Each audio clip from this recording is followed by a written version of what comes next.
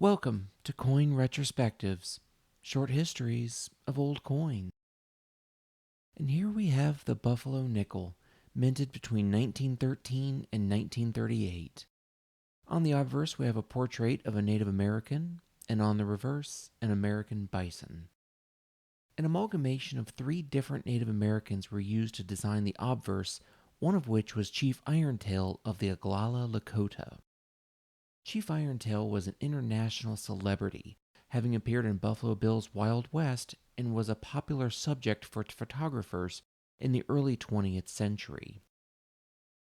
Many people have claimed that their likeness was used on the Buffalo nickel. However, the coin's designer, James Earl Fraser, has stated that the other two models were Two Moons, a Cheyenne, and Big Tree, a Kiowa. Less sure are we about the bison on the reverse. Fraser claimed it was Black Diamond, a bison born of a bull and cow given to the Central Park Zoo by Barnum and Bailey in 1893. However, he may have been mistaken. He'd instead sketched a bison at the Bronx Zoo, and the animal's horn placements differ greatly from Black Diamond's. Ultimately, we'll probably never know exactly which animal it is. Originally, this piece was to feature George Washington. In 1909, Mint director Frank Leach had instructed Fraser to design pattern coins, most of which featured the first president. Banks around the country had even placed orders in anticipation of the new Washington nickel. However, after Leach left office later that year, the project was discontinued, and it wasn't until 1911 when Fraser chose an obverse design based on the Native American, and the Buffalo nickel was born. Notably, the design does not feature the motto, "In God We Trust," as Leach's successor as Mint director George Roberts told Fraser that, quote, "The motto is not required upon this coin, and I presume we are agreed that nothing should be upon it that is not required."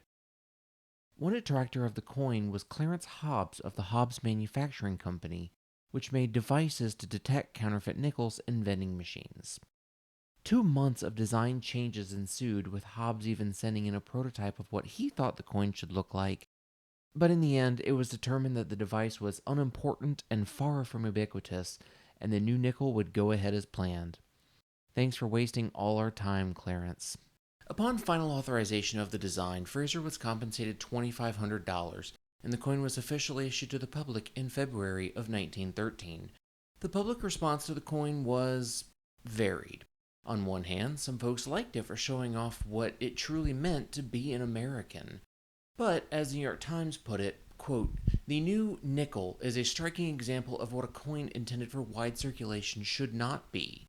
It is not pleasing to look at when new and shiny, and will be an abomination when old and dull." Close quote. More practically, however, were the detrimental facts that the coin was difficult to strike and wore away easily in circulation.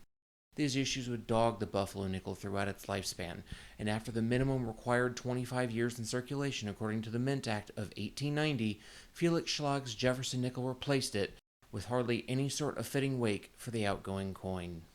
The Buffalo nickel is 75% copper and 25% nickel, and its mint mark is below 5 cents on the reverse, just there.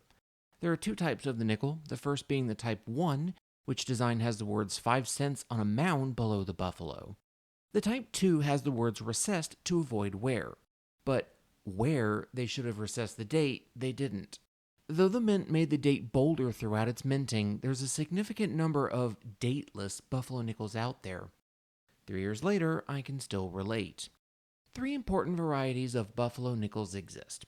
One is the 1938 D/S mint mark repunch, or RPM, where coins minted with the San Francisco dies had their mint marks repunched to indicate Denver mintage instead.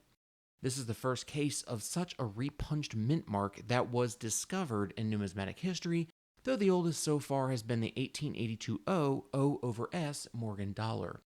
The other important Buffalo nickel variety is the famous 1936 Denver and 1937 Denver three-legged buffalo, a variety caused by a pressman working at the mint that sought to mitigate reverse die marks by shaving down said leg, but in turn greatly weakening the strike on the buffalo's legs, resulting in it appearing to have just 3 appendages.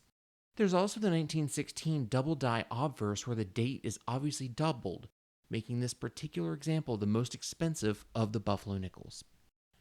As for price, even mid-grade buffalo nickels can be picked up for relatively cheaply. If you're only interested in the design, you can pick up dateless nickels for really cheap at your local coin store, and there's probably quite a few left in circulation. And that wraps it up here for the buffalo nickel. If you care to see more like this, do please consider subscribing, and as always, leave your 2 cents in the comments, and have a great day.